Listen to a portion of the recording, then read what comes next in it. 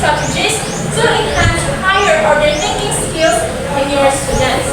First, we have how determine what higher order thinking is. Can we read everyone? Explain to them what it is and why they need it. Help them understand their own strengths and challenges.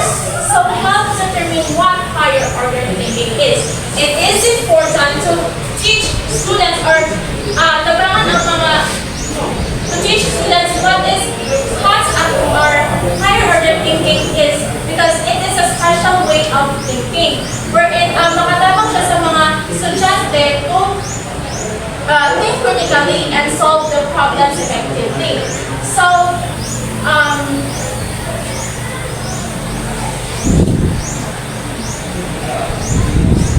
Miss Namoko and Miss as a teacher educator, how can we help students understand their strengths and weaknesses? As a teacher educator, it is important to help our students to identify their strengths and weaknesses. So, for me, as a teacher educator is hatag ko mga activities sa students for them to identify kung asa sila pretty ana or asa sila kuya nga ana na kung asa sila kuya nga part. So, for example, is kanang magtudo ka o kanang English, sa English, is matag kanila o kanang sa essay, then imo i-check kung kanang asa sila pretty sila sa ilang sa grammar. Then sa ilang weakness is kanang sa pag-organize sa ideas or thoughts. Then matag ko kanila o kanang galing imo i-acknowledge kung pretty sila ana or kanang kailangan ba silang improvement ana nga part ina na. Yes, thank you for that, Ms. Namoko. So, magdati dyan mo makasabot or makabalo ang mga students kung sa ilang strengths and weaknesses para kung makabalo sila or ma-acknowledge sila kung asa sila need pag-practice or improvement. So, very good. Now we have the second one, we have the connect concepts. So, who wants to read? Sige, who wants to read? Connect concepts. To help students connect ideas, teach them to link what they already know to new information. Use break apart, I think we use the schema or our background knowledge. Very good. Thank you for that. So, connect concepts. So, connecting concepts is like connecting dots to make a line. So, imagine ang dua ka dots, di ba yung sa stories na to make a line, magkuhan ka dua ka dots. So, kanang dua ka dots, muna siya concepts mo or ideas.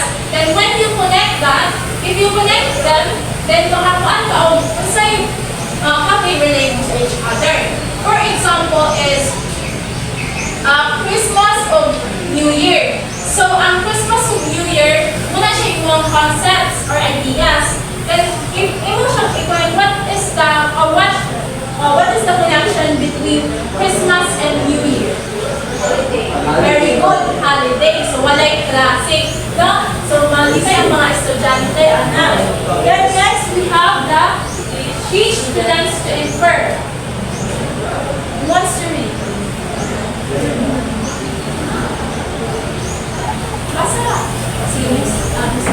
Teach students to infer. Teach students to make inferences by using real-life examples, such as analyzing everyday situations to practice making good guesses. Thank you for that. So teach students to infer. What is infer or inferring? So inferring is using clues or information to find out something, but that is not directly stated. So example is naamos balay. Dayon naamos sulod sa balay, then ang inyong hero is kasi itaw-aw. Dayon unsa inyong guesses ana? Nay tawo. Yes, very good. Nay tawo. Then another is who wants to give an example.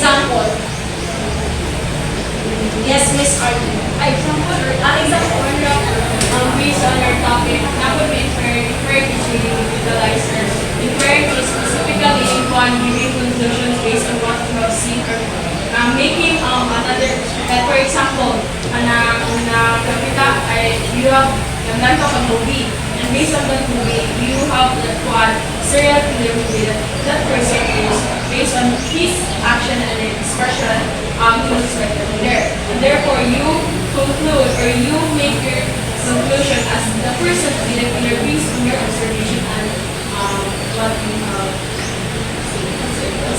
Okay, thank you for that. So let us all proceed to encourage questioning. So encourage questioning.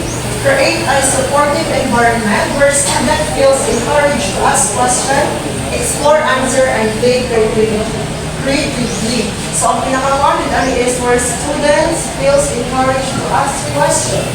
So in encourage questioning is the students is free to open up, ask questions, or clarifications sa related sa maths activities. So they will take independently to ask questions and to find out. So next is use graphic organizers. So we are all familiar with graphic organizers. So it is used such as diagram and mind maps help students organize their thoughts, connect concepts, and visualize relationship between ideas. For example, we use Venn diagrams. Venn diagram is nasa tunga is the similarities and differences sa likod. So with the use of graphic organizers, mas easy na ito masabdan ang mga complex na process or ideas, mas dali na ito siyang masabdan, madali ito ma-comprehend kung sa iyang pasabot, kung sa iyang kalahian, kung sa iyang differences or kalahian. Teach problem-solving strategies.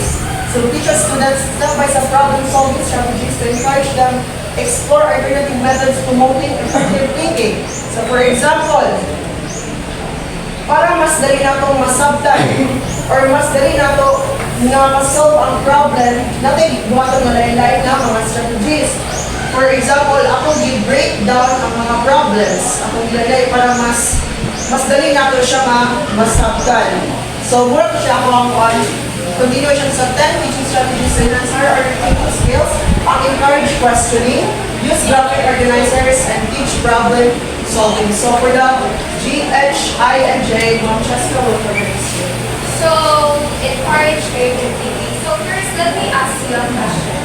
Why do we, most of the time, why do we close our eyes when we try to remember something or, yes? Para makafocus pa kung sa yung mga pinunahon namin. Another?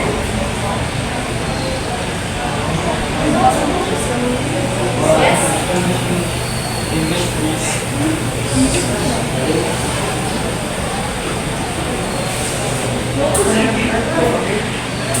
How will we Eduardo? Okay, sige, mag-memorize ako dito sa guys. Sa mga if ako kay mag-study kay gram ko buwa mag-istorya ko sa kaugaling mo din. If akong environment is naman sa akong close akong eyes din, bro akong close akong kaugaling mo yung mauli siya. Yes. So encourage creative thinking by encourage students to imagine. So this is about our imagination. So about schemas that are inside our head. So example na activity is kapay na mo ng, for example, the teacher will so kani kapag naman itong activity na this is not a circle, this is a kapag magaling encouraging students to think outside the box. So for example, this is not a circle, this is a Block. block. So 12, 6, and so on. So this is a block. How about this is not a circle, this is a sand.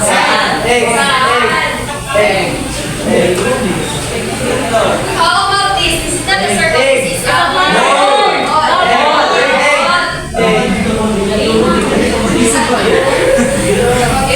So in order to encourage the student na use imagination to create something or to expand their ideas.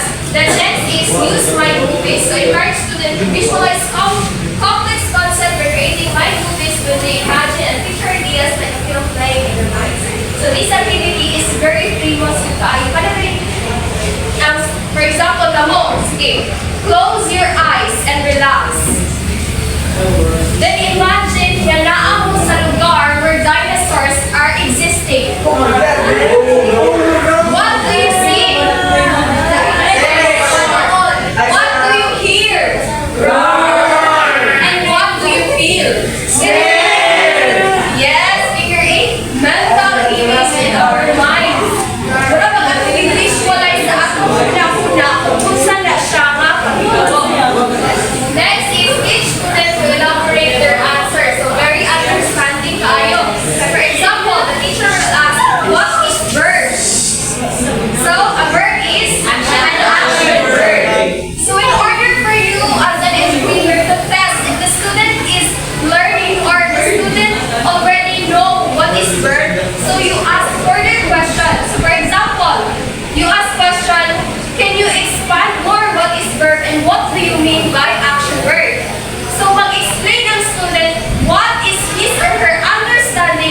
of verb. So you might say nga, verb is something or someone doing act. So running, walking, jumping.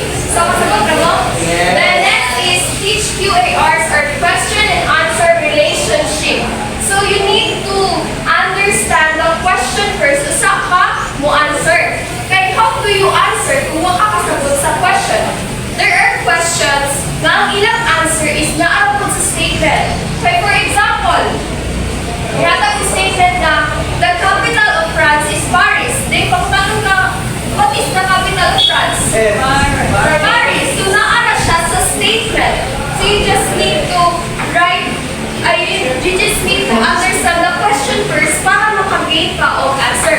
Then another example is the sun is setting in the horizon. The sky painted pink, orange, and purple. So what do you think it is time of the day? What do you think the time of the day? Sunset. Again. The sun is setting in the ocean. The sky painted orange, pink, and purple.